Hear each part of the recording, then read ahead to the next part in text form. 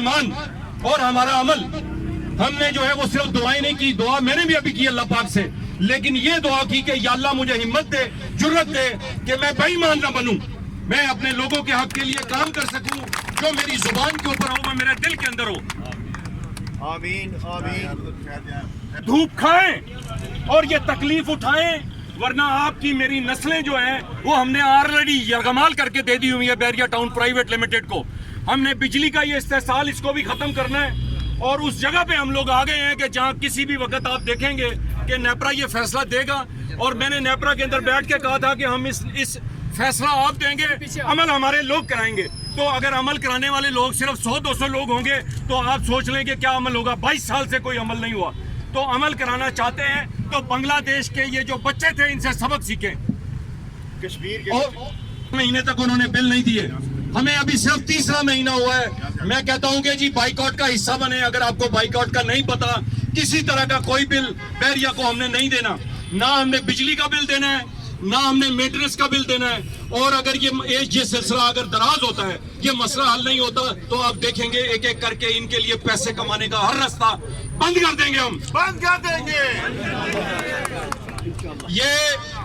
یہ بیریا بنا 96 کے اندر 10,000 روپے کیپٹل سے بیریا بنا تھا.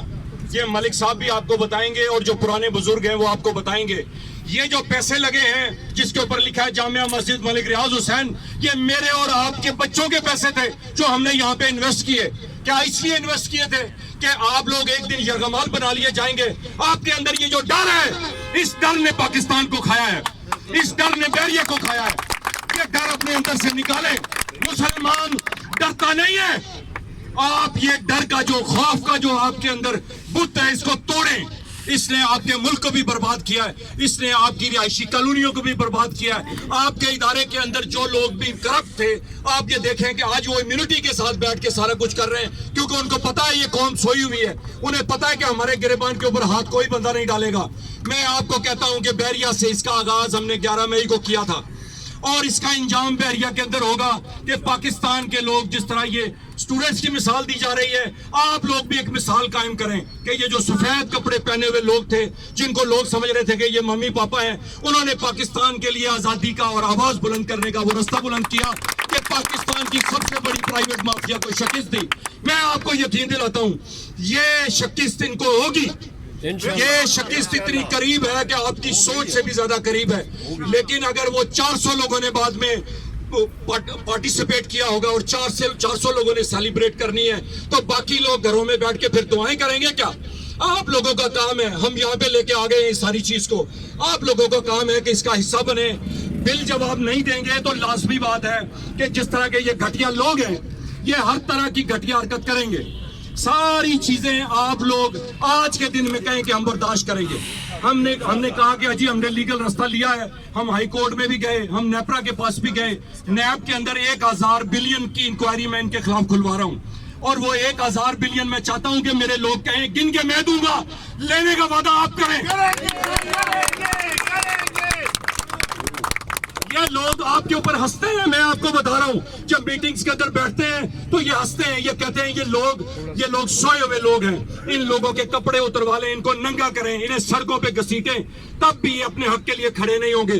میں ان کو بتانا چاہتا ہوں کہ بیریا ٹاؤن کے لوگوں نے یہ فیصلہ کیا ہے کہ ہم پاکستان کے اندر یہ مثال اور یہ بنیاد ہم نے رکھ دی ہے. ملک ریاض حسین اور اس کی پوری مافیا, آپ ہزاروں لوگ ہیں, مجھے پتا ہے آپ کے پاس پیسے ہیں, آپ کے پاس طاقت ہے, جو جہان کا کرپٹ لوگ ہیں وہ آپ کے ساتھ ہیں, لیکن ان کے دلوں کے اندر میں آپ کو بتا رہا ہوں جو خوف ہے وہ آپ لوگوں کا, اور جو میرا خوف ہے وہ ایمان والوں کا خوف ہے. ان لوگوں کے اندر بے ایمانی کا خوف ہے, اور جو بے ایمان شخص ہے, آپ یاد رکھیں کہ وہ کسی ایماندار کے سامنے کھڑا نہیں ہو سکتا, چاہے وہ 1 to 1000 کی ریشو ہو.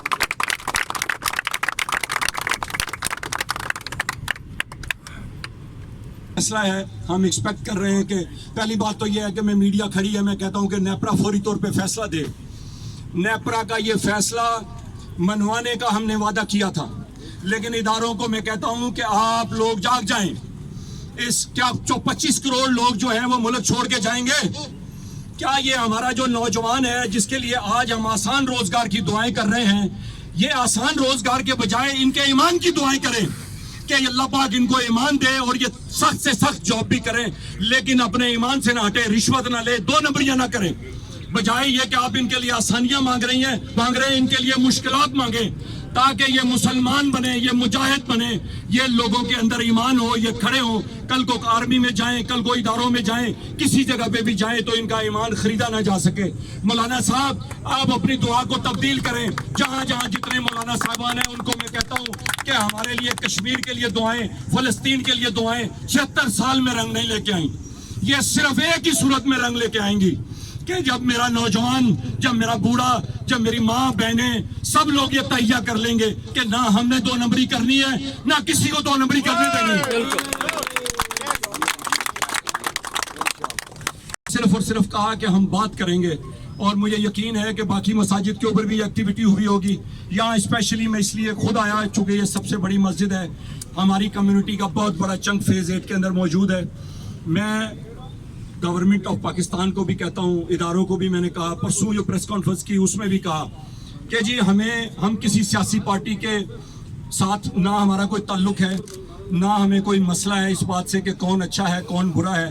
یہ ایک سوشل ایکٹیویٹی ہے، لوگوں کا مسئلہ ہے. اس پہ پارٹیاں جو اپنا کردار ادا کرنا چاہتی ہیں وہ سامنے آئیں، ہم جناب ان کے ساتھ کھڑے ہونے کے لیے تیار ہیں. چاہتے ہیں وہ سامنے آ جائیں، ہم ان کے ساتھ کام کرنے کے لیے تیار ہیں. لیکن ایک کام اب نہیں ہوگا، یہ دوبارہ گھر جا کے ہم لوگ نہیں سوئیں گے، نہ ہم بیریا ٹاؤن والے لوگوں کو سونے دیں گے. اور ملک ریاض صاحب، آپ کی یہ جو امپائر ہے اس کو آپ نے خود بائے بائے کہہ دیا ہے.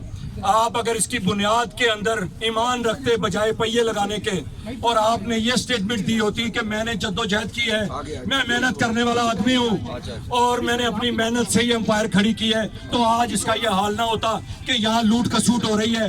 آپ یہ دیکھیں سامنے نظر آ رہا ہے، آپ کیمرہ گھمائیں گے تو آپ کو پتہ چلے گا کہ یہ لوگوں کے گھر تھے، یہ سڑکیں تھی جن کے اوپر آج کے دن میں انکروچمنٹ کرنے کی کوشش کی جا رہی ہے. یہ چاہتے ہیں کہ ایسی بلڈنگز بنائیں، صرف پیسے چاہتے ہیں، ان کو کوئی ہمدردی نہیں ہے. میرے ساتھ، آپ کے ساتھ، میں آپ کو بتا رہا ہوں، اگر یہ ہمدردی ہوتی، آپ اپنے بجلی کے بلوں کا کوئی تھوڑی سی میتھ نہیں کر سکتے؟ آپ ذرا کریں، آپ کو اندازہ ہوگا کہ پورا پاکستان اگر جس چیز کا 100 روپے دیتا ہے، مجھ سے اور آپ سے یہ 300 روپے زبردستی لیتے ہیں.